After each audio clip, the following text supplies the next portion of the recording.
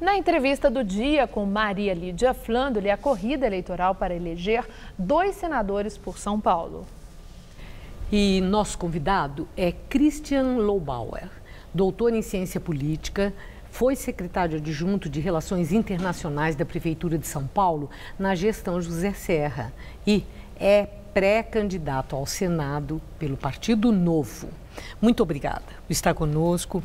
Eu vi uma declaração sua na sua página no Facebook, em que diz que quer ser senador para ter 8 anos para levar o espírito de São Paulo para Brasília. Isso mesmo. O que isso quer dizer exatamente? Olha, Maria Lídia, são 2 coisas importantes. Primeiro, obrigado por estar aqui, um prazer te rever. Primeiro, que é a questão de ficar no Senado, porque os senadores paulistas são figuras que têm um tamanho político tal, que chegam lá e geralmente vão para o ministério. É o caso do ministro Mercadante, é o caso do ex-ministro Serra, da ministra Marta e do ex-senador Aloísio, atual senador Aloísio. Para dizer que o Estado de São Paulo é muito importante para ficar na mão dos suplentes. Então, eu quero dizer que se eu for eleito e serei eleito, eu vou ficar os 8 anos na posição para fazer a segunda parte da sua pergunta, que é defender o espírito de São Paulo. O que significa isso? Eu acho que São Paulo, evidente que é o estado mais importante da federação, que tem mais gente, que tem mais pujança, que tem mais trabalho, que tem tudo o que aconteceu de bom nesse país, porque os brasileiros do país todo vieram para cá para construir a sua vida, para enriquecer, para estudar, etc. Esse espírito, Maria Lídia, de fazer as coisas, de transformar, de modificar, não está em Brasília. Eu conheço Brasília, trabalhei lá 15 anos nesses indas e vindas profissionais que eu tive nos últimos 15 anos. E esse espírito não é bairrismo, não. Ele não está presente lá. O espírito de você resolver as coisas, de você enfrentar os problemas. Esse é o espírito de São Paulo que eu estou chamando. E é isso que eu quero levar como senador, porque a gente tem que saber que o senador é o representante do Estado, né? Ele é diferente do deputado. As pessoas às vezes ficam meio confusas, né? Bom, agora como é que se descreve a política que pretende praticar para alcançar esse objetivo? Olha, o senador, ele tem o artigo 52 da Constituição estabelece as prerrogativas do senador, né? E tem 2 coisas fundamentais. Primeiro, é que o senador cuida dos interesses do Estado, quer dizer, como eu dizia, uma coisa é você ter os interesses da população, que também faz parte do Estado, evidentemente, mas uma coisa é você ter os interesses de trazer recurso. Por exemplo, o que fazer com o Porto de Santos, que tem uma série de problemas de, por exemplo, ajustar as ferrovias que estão abandonadas da rede federal, melhorar o serviço do porto, são interesses de todo o Estado, da economia do Estado. Ao mesmo tempo, o senador tem a prerrogativa, que só ele tem, ou só eles têm, de fazer as sabatinas com os indicados do presidente da República para cargos fundamentais para a República. Supremo Tribunal, Banco Central, cargos importantes de representação no exterior, agências regulatórias. Essa função, que é de combate ao aparelhamento, é do senador. Tudo o que aconteceu com o aparelhamento das agências, principalmente, no país, foi feito porque os senadores deixaram de fazer as sabatinas. Está tudo meio distribuído entre os interesses partidários, a ocupação dos espaços de poder. O que eu gostaria de fazer é, representando o São Paulo, que é o estado mais importante do país, do ponto de vista da indústria, os maiores estados agrícolas, elevar a palavra de São Paulo para evitar que essas coisas continuem acontecendo. Christian Lobauer, se prevalecer esse presidencialismo de coalizão, como é que você poderia, né, exercer esse tipo de política isolado lá, quando, na verdade, o chefe do executivo, para ter a tal da governabilidade, ele faz lá os acordos políticos e essa cobrança é feita mesmo nessas sabatinas, aprovem esse que eu indiquei porque eu estou pagando conta. Exato. Maria Lídia, primeiro a gente tem que começar, né? A gente tem que chegar lá.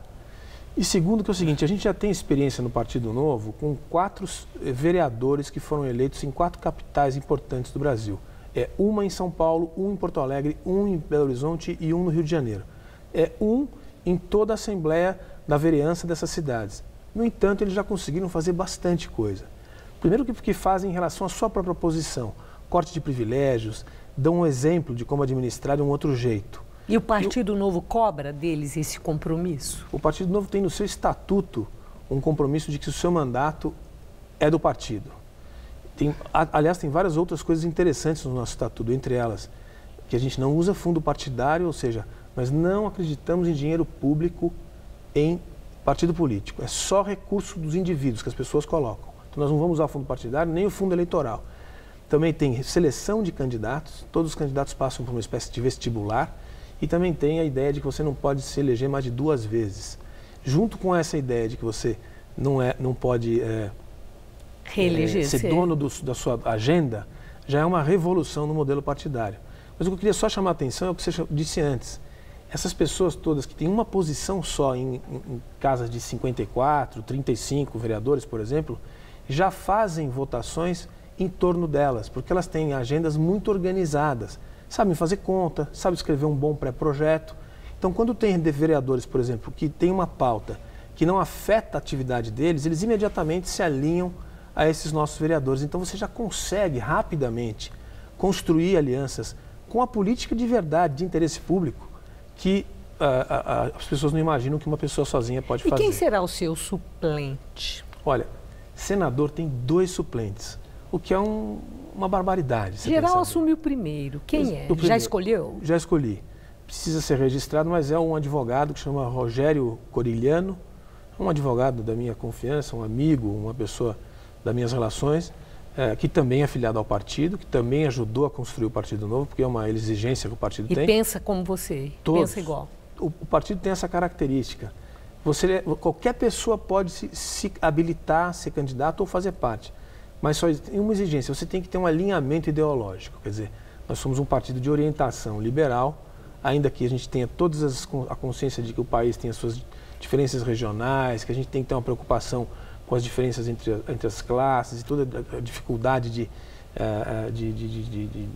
combate à pobreza, etc. A gente é um partido que acredita que, antes de tudo, a gente tem que combater, a gente tem que garantir a igualdade para todos, que com mais igualdade, quanto mais igualdade em todos os sentidos da palavra, mais liberdade, menos desigualdade a gente vai ter. É uma inversão dos valores que a gente está acostumado a receber na nossa história. Quer dizer, o combate à desigualdade seria pelo que você chamou de liberdade? Quanto mais liberdade de empreender, de estudar, de ir e vir, de se expressar, e menos tutela do Estado, porque a gente tem um país muito amarrado, porque o Estado é muito presente na nossa vida. Qualquer coisa que você quiser fazer, Maria Lídia, abrir uma barraquinha de cachorro-quente, hoje você precisa de 2 autorizações da Anvisa, 2 do IBAMA, 3 fiscais vão vir conferir o seu trabalho. Você não consegue empreender. Empreender, criar riqueza, pagar imposto, criar emprego. E criar emprego é combater a desigualdade. Bom, a última questão é a seguinte.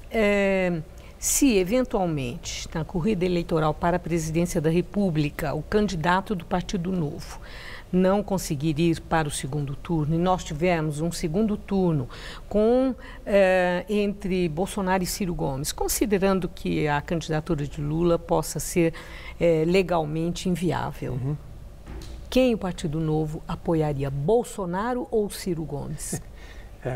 Posso te garantir uma coisa, nós não vamos lavar as mãos. Nós já fizemos um alinhamento em 2014 entre Dilma e Aécio, a gente se posicionou oficialmente, ainda que não tivesse o registro do partido, pelo candidato Aécio. O nosso presidente, que é carioca, teve que se posicionar em 2016 numa votação duríssima, em que não tinha alinhamento nenhum entre Freixo e o senador Crivella. Sim, mas esse ano, para a presidência da República, nesse cenário que eu descrevi, claro, na eventualidade do candidato do Partido Amoedo não ser eleito. O que eu quero saber, o Partido Novo apoiaria quem? Jair Bolsonaro ou Ciro Gomes? Eu vou te dizer o seguinte, se houver essa polarização. Haverá um alinhamento com algum dos dois. Vai ser a executiva que vai decidir no momento certo, mas eu tendo a achar que é muito difícil que a gente se alinhe ao Ciro. E por que não diz, então, que é Jair Bolsonaro? Porque eu queria esperar a executiva definir. Ok. Uma boa noite, muito obrigada. Obrigado.